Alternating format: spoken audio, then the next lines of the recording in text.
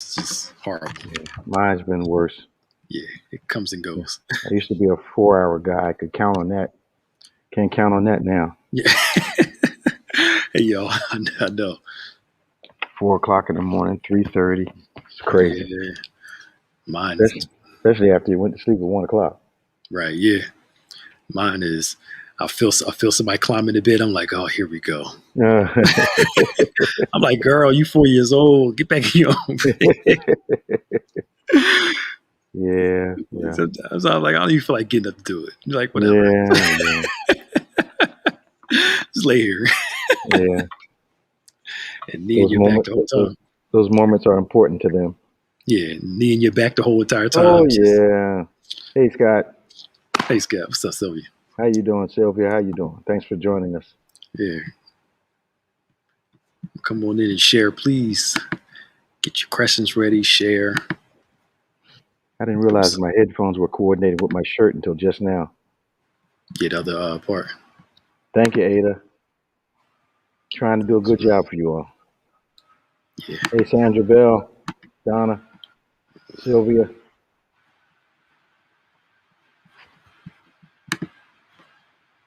Hey, get your questions in. Thank you, Scott. Rosie.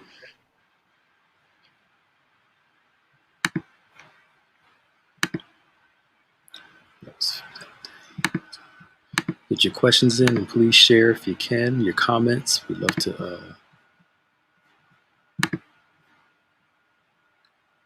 get them in there. Yeah, we are back. Hey, Patricia and Jeanette. Thank you, Sandra. Yeah, there's a lot in that message. There's a lot in there? Yeah, and you didn't finish yet, so you got to get the last part in there, yeah. Probably some good questions from that, but also they keep throwing the chestnut checkers questions in there. Yeah, I think we had a few from the beginning. That demonology is a very it's talked about, but I don't think it's taught on. I'm not sure. And if it is taught on, it's real spooky. Like there's a demon under every rock. Yeah. And then the other thing is that you get the demonstrations, and people's styles are so different that it's hard to establish a doctrine. Yeah. You know, because you're going based upon what you see more so than what the Word of God says about it. Yeah. Bishop, you mentioned love's a choice. Why do people say I love you, but I'm not in love with you? I've never read God is in love with us in the Word. Well, what's really happening when that happens, there's 3 kinds of love you choose from in the Bible. And when a person kind of tells you, I love you, but not maybe the way you would like them to, there's only 3 categories to fall in: God's love, phileo love, and eros love. Simplistically, God's love is just what it says, the love of God, agape. Phileo has 2 kind of connotations. One is I choose you above others, which can be a component of agape, but it also is a love of like. So you have a lot in common, but it does not present a platform for agape. Now, eros love is very simply defined. I'm in it to get out of you what I can get out of you. And there is a lot of eros going on. When you say love is a choice, you don't fall in love, you choose who you're going to love. And that is probably where the big problem comes, because we fall, which sounds like an accident, rather than based upon the biblical mandates, the personal mandates, the character of the person and all that. You choose, this is a person, watch my words now, who is safe for my love. Not everybody is a safe place to love. So you have to make sure that your love is safe with that person. And the only way you can do that is to go through time and circumstance. A lot of people are very quick to say who they love and very quick to make a lifetime commitment to someone that they really don't know. And you can't know a person unless you've been with them through crisis. And you want to learn how to handle crisis before you become committed. to a lifelong relationship. So, Scott, how do you feel about the CDC lifting inside mask wearing? I think it's ridiculously premature. You know, we had a conversation with some of our people yesterday who thought because the CDC said X, Y, and Z that we were going to change our mandate here. But I made an announcement at the service yesterday that as far as we're concerned, when we're inside this building, we're going to wear them. And there were some people that didn't like that because they wanted, you know, you have to have more going on in your life than a mask is the thing that you feel is stripping you of your right to be an American. You got to have more going on than that. I see these session numbers often 555-333-222-111. What is that? Nothing. I think if they are not tied to an event or situation which is repetitive, and what's really weird about repetitive things is sometimes they can mean something in the Lord, and sometimes they don't. So you have to be able to discern whether something is sequential that leads you to something in God, or something that's sequential that's nothing but a diversion. But simply repetition is not God speaking all the time. Sometimes it is, but a lot of times it's not. Sid, she brought it up. To be honest, I hate when men say I love you, but I'm not in love with you. What the heck are they even saying? Well, they're saying exactly what they mean, but a lot of people don't. A lot of ladies, when they say that, don't want to accept what they're really confessing. The love you're looking for is not the love I have for you. So if you can be a convenience for me, or you can bring certain things to the table, this is a Christian program, then, you know, I love you that way, but I don't love you enough to be, you know, to care about you. And so many women try to change a man and say, I'm gonna make him fall in, I'll make him be in love with me and not just love me. And No, that's, you can't make that. If you make it, then God won't sustain it. Say that. Say that. You decide to create your own favor, God won't be in that. Save that. They do. Oh my God, they do it all the time. And yeah, I know. And I usually ask people, when you dreamed of the person that you want to love and be with for the rest of your life, do you imagine forcing them to love you? And the answer is usually no. So why would you try to make him or her love you? When it doesn't make any sense. You want to be with someone. Now watch this. If you have had to make them love you, that is going to be a miserable existence, because you're going to have to continue to try to make them keep loving you. Yep. Nobody dreams about that. About just a comment about the looking back, safer than looking forward. Yeah, it keeps us stagnant. It can keep you stagnant. Yeah. Absolutely, Bishop. Oops. When you spoke of fear of new things, it made me think of how paralyzing that is. Fear of success is also scary, especially if unprepared for the success. Right.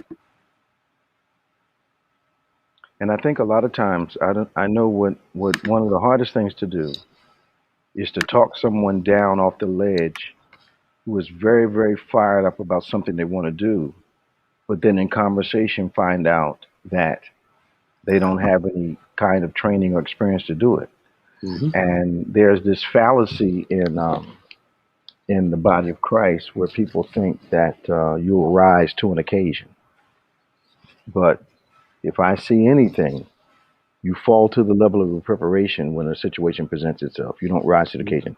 Your training for it, your ability for it, your aptitude for it is revealed at that time. And some things that people have aptitude for more than others, like when Pastor Nick was a junior deacon, he had an aptitude for it. As he progressed, he showed he had an aptitude for it. And it was one of the reasons was because not only because of his intelligence, but his spiritual sensitivity, and he is an observer of things. So he was learning the ropes, the twos, and what not to do's based upon his experiences. His experiences were invitations to a deeper spiritual lifestyle. So we can fear new things, but you fear them less when you're prepared for them. Yeah. Can you talk about something while they're throwing questions in? Go ahead. A lot of people that are successful talk about how maintaining and increasing your success is oftentimes harder than the climb to become successful, because the expectations and everything that come along with it. Yeah, getting there is not easy, but maintaining that plateau is awfully hard, because the tendency after you reach the plateau of success is to kind of decelerate. Mhm. But when you get to a place of success, I think you have to challenge your all your methods, all your ideas every year, Yeah. and reinvent part of yourself. That's part of success. It's like a lot of people are not prosperous in the kingdom because they're not thinkers. Yeah. You can't separate wisdom from wealth in the Bible. Yeah. So that means that wealthy people tend to be thinkers, hmm and they think as a job. Thinking is part of their vocation. Yeah. So wisdom and wealth go together. Absolutely. Absolutely.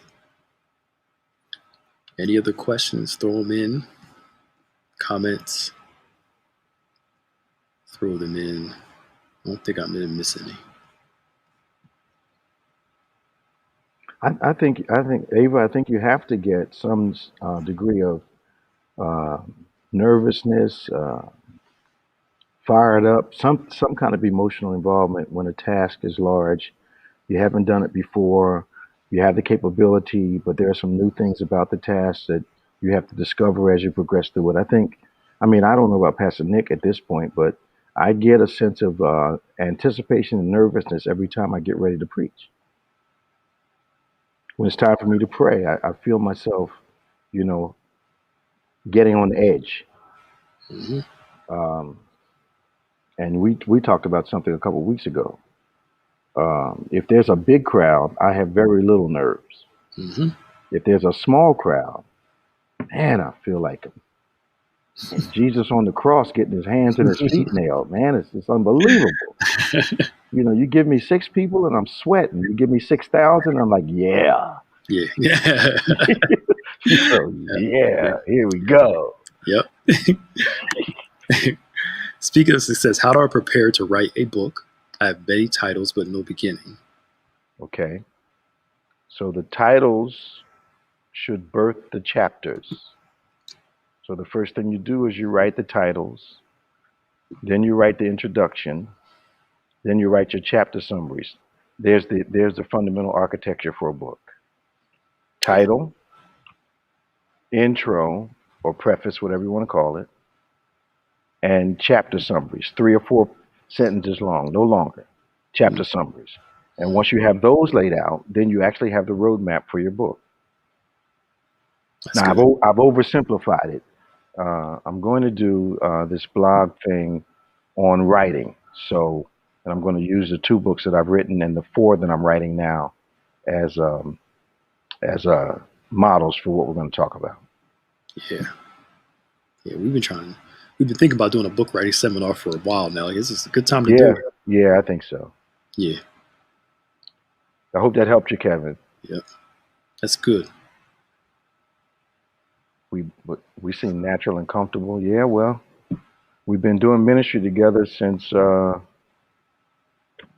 This is 2004. 1990. Yeah. When did you join the church? 91. So we've been doing ministry together since 91. Yeah. And I mean, we've been doing this long enough where y'all don't see the nervousness. Oh, we yeah. feel it. Y'all Yeah. don't see it. We feel it. Yeah. Yeah, we put that smile on, but inside it's like, all right, settle yourself. Yeah, we gotta get it together, man. Yeah, that Red Sea thing was something. Let's talk about the Red Sea. Okay. Just a comment about Okay. not looking back. Yeah, it's looking back can be productive if your desire is for reference and not for return. Yep. Yeah. Reference. Oh, this is a good one. How do I, as a wife, get my husband to want to tithe? It burns me up that he doesn't. I won't argue about it, but I'm like, bruh. Um, you just have to model it and allow him to see how it impacts your life and impacts the family's life. And as a man, he really would not want to uh, be the burden that the rest of the family is carrying because of the tither in the house. But you can't say that to your husband. On the other hand, you may be asking him for something spiritual, Ava, that he does not possess. If he doesn't have the gratitude and he rejects the teaching, if he doesn't have the gratitude and he rejects the teaching, then he's not at a spiritual place where he's not mature enough to receive it. Yeah. So the other thing that's really um, concerning for me is that where could you all be if he would touch and agree with you in this area? You know, what could God do? What would you allow God to do if you as a couple would become biblical in that area? Yeah. So, Kevin, Bishop just answered it. Yeah, That, that's it. That's it. yeah, yeah. And then he's going to do the blog thing right I'm going to do a blog on writing a book. Yeah. Yeah. Kife wants to know about where does a male confide in himself to push himself to grow stronger as he grows with more wisdom? Where does the male confide in himself to push himself to grow stronger? I think what you're saying, Kife, help me with this, Pastor Nick. Now the only I'm going based off of this about the confiding piece. I guess as you're growing in wisdom, who do you talk to? Who do you confide with? Is that what you're saying, Kife? Because we're not clear. Yeah. So kind of rewrite that for us, okay? Yeah. Yeah. Because if it's confiding, it's always confessing up, right?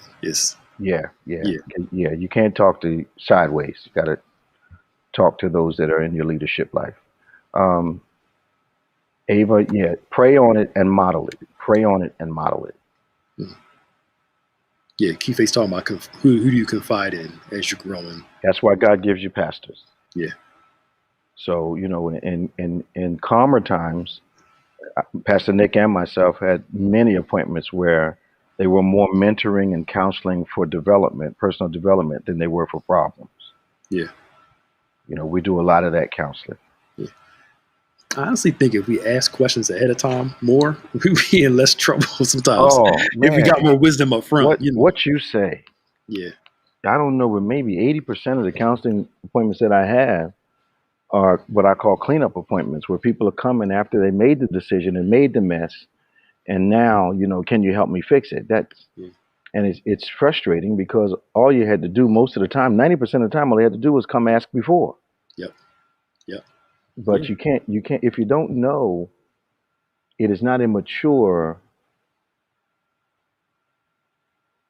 to ask a question. Yep. It shows maturity to ask a question. Mm-hmm. The immaturity is shown when you don't ask it, cause a problem, and then want others to fix it. Yep. I hope so, Ada. Oh, hope so. I hope so, Ada. I hope so. Yeah. I hope so. Yeah, most churches this size, pastor ain't counseling nobody. we just being real here, right? Yeah. They ain't counseling. They're not counseling nobody. Taking phone calls. I hear about it. Yeah. Well, most pastors our size don't have an open door policy to the staff. Yeah. True.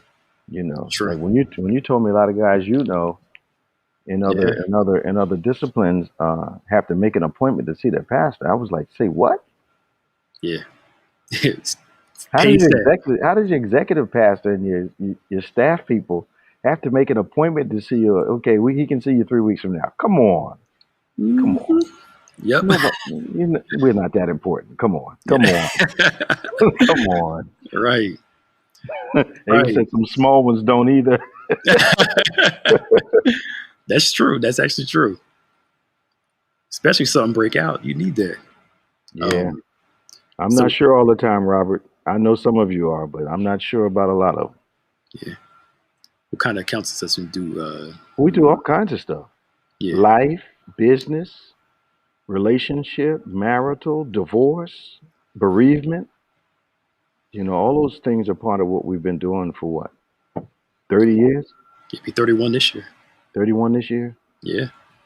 Yeah, we're doing virtual now because of COVID and phone. Yeah, we're doing virtual. That's all we're doing. Yeah. Come on now. I had Yeah. somebody ask me, can we come in person? No. No. Some guy just called me yesterday, a cousin that I didn't know of, who lives in St. Vincent, wants to come see me and talk to me. I said, no, I'm not, but I don't care if you're my mother's other son. No, right. You call Cindy, we can do a Zoom, and that's cool. There you go. It works the same. How do you conquer overthinking? Can that destroy relationships? Absolutely. There's the balance of thinking enough, and then the imbalance of overthinking an issue. And I think sometimes the problem is not that when we overthink it, we continue to ask questions about it even after we say we're satisfied. And we start parsing words. We start auditing people's sentences. Yeah. Well, last week you said the sky is blue.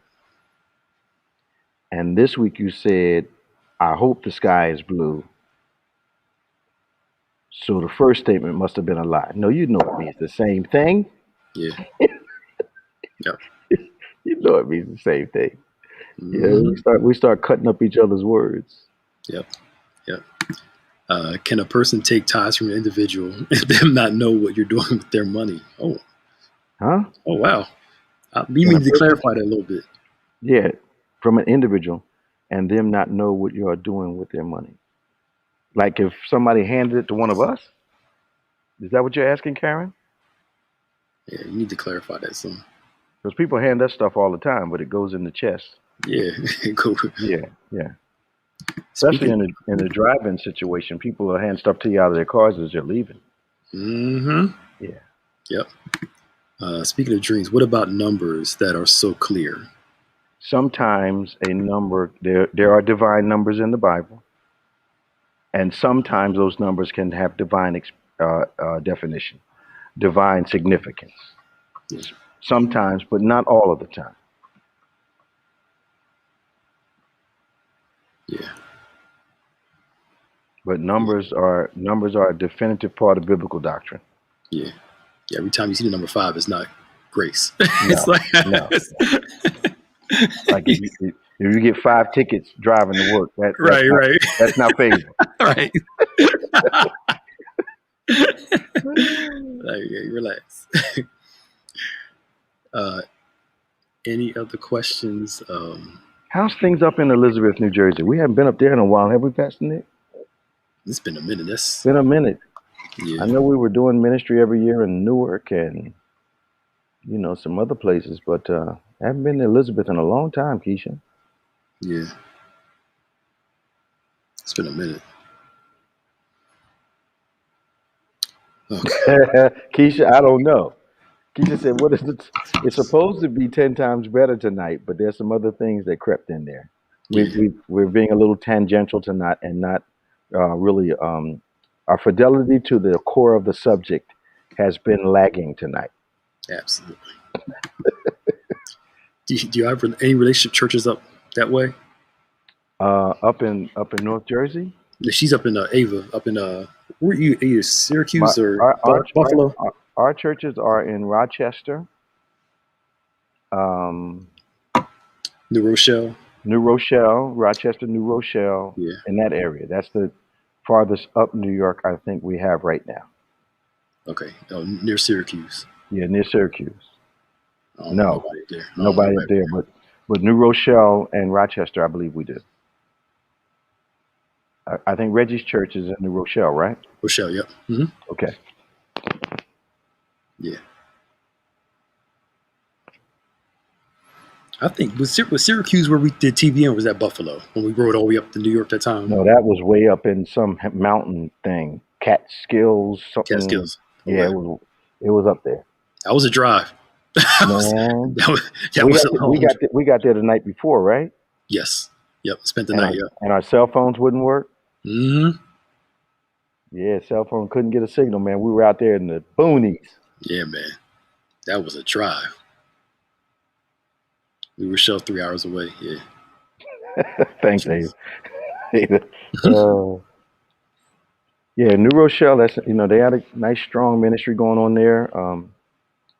Pastor Hudson is one of our most faithful sons in the Harvest Fellowship. No, there's another guy up there too, David. David, I just talked to him Friday. Oh, this old man of mine. Oh, Larry. Not Larry. I No, know it. Oh, there's another David. I don't know. It'll come to me. Okay. When you're trusting God and waiting on the man God has for you, sometimes you have those lonely days not being alone. What's the best scripture to read while you're waiting? Go ahead, Pastor Nick. Um, I think they're all good, I but mean, they're all good. Yeah, I mean, I'm sorry. Go ahead. No, go ahead. Go ahead. I think a lot of stuff on patience, Yes, calm, will help you out, joy, and where you are. but here's a revelation for that. I think if I've prayed for God to send someone and God has not sent them, it is not that God does not have a desire to do it. It's not that the person doesn't exist. It's that you may not be ready to receive them. Mm-hmm.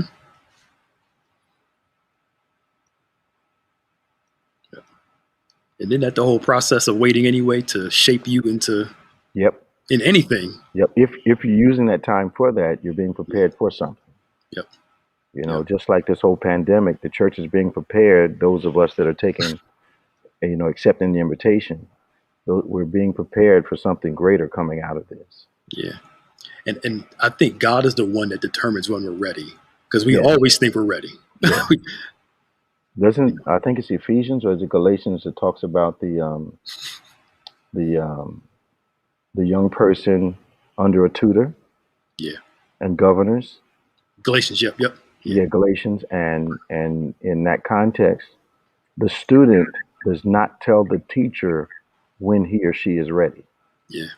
It is the tutor or the governor, the person that's overseeing them, Mm. that tells the father that the student is ready for the role that they've been created to fill. Yeah. Yep. Yep. So a lot of times we want to tell God we're ready, and God is not saying, the Holy Ghost is not telling God that you're ready. Yep. And that has to do with our maturity and our ability to handle stress and a whole lot of other things. Yeah.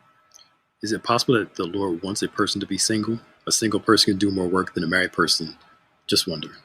Well, in the Bible, the single state is the preferred state, but God knows that not everybody is built for that. The single state it's in the Bible. It's in Corinthians, I believe. It talks about how you can concentrate on the Lord. You don't have those pulls from home or a spouse, so you're able to do more work for the Lord. But if singleness is not your call or your gift or whatever, then the Lord tells us to marry. Yeah. Yeah. But some people take that to jump out and just, I'm going to go get the right person. The right person. No. I've heard people use that better married than to burn scripture a little too Oh liberally. yeah.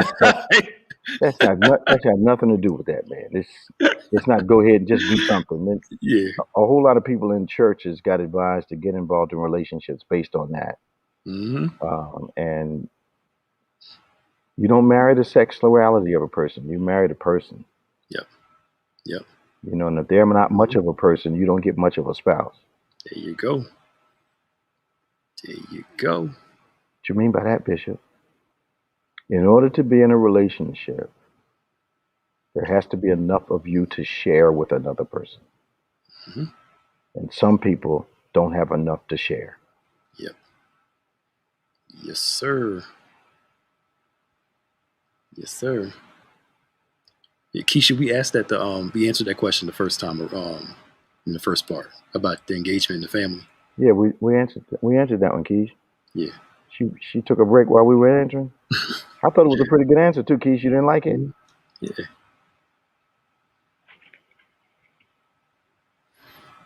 Yeah.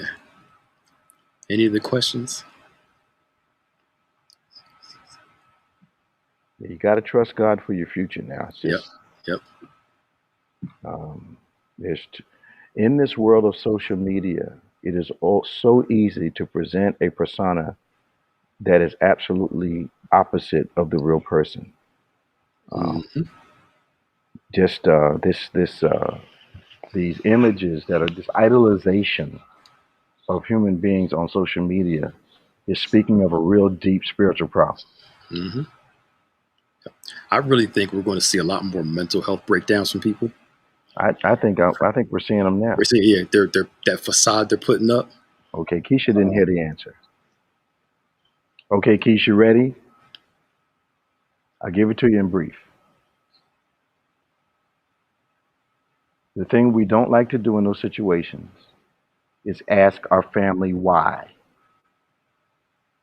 If you're going to trust them to say he's okay to marry, trust that wisdom, and you trust him in other areas of wisdom, then why not trust them in the area of great importance? If they're telling you no, then you need to ask them why.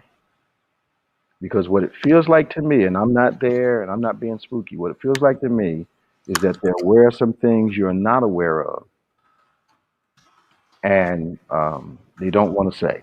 But what you want to know is if, go ahead, if you don't think I'm with the right person and you love me, tell me why. And be ready to hear the explanation. Yeah. But I suspect that in the midst of all the excitement, you got to ask yourself, Keisha, have you gone through a couple caution lights already? Have you gone through a couple caution lights already? Okay. Any other questions?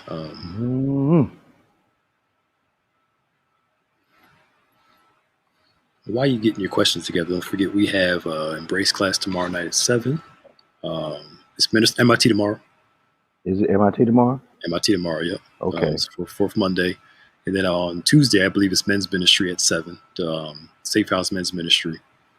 And of course, we're continuing on how to get a word from God on Wednesday. Okay. Make sure you tune in. And I think we're off Thursday and Friday from any live. So, yeah. Yeah. When you say you're going to leave it to God, don't let that be, I'm going to go ahead and do what I want to do and see how it works out. My wisdom for you is to take some more time and let time and circumstance be your proof.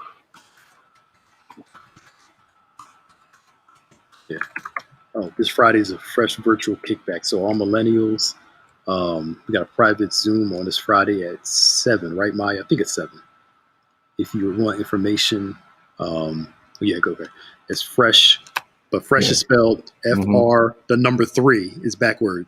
SH. I don't know why. At GoToBeth. It looks good though. At GoToBethany.com to register. So it's FR3SH, then that.com. Parables on Thursday. Yes, Parables on Thursday. Yeah. Parables on Thursday. Yeah. Y'all and good for them. They really getting that thing, man. I'm sure. Yeah.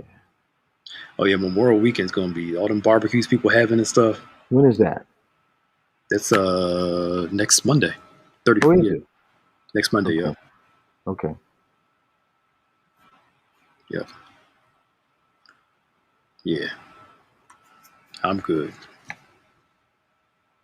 What you talking about? You get to act up on Friday, Ava? Wouldn't you have a special day of the week for that?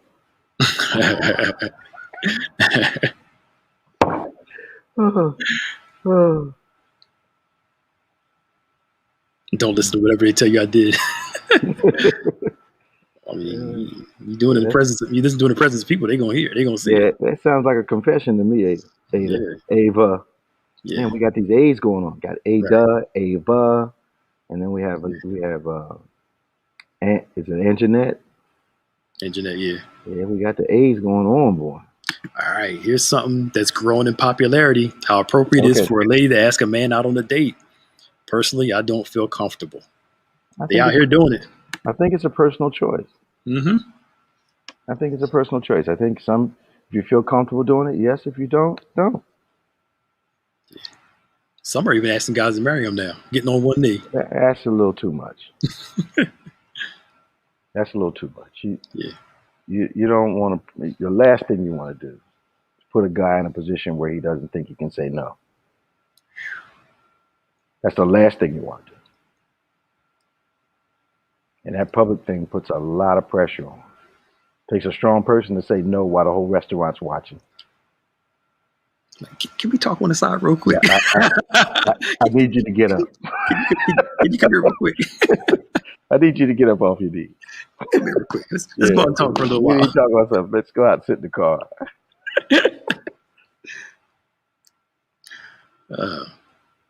Yeah, I think one of the things that Christians try to do is create their own favor. And it's been a theme that's been pretty repetitive in my spirit lately.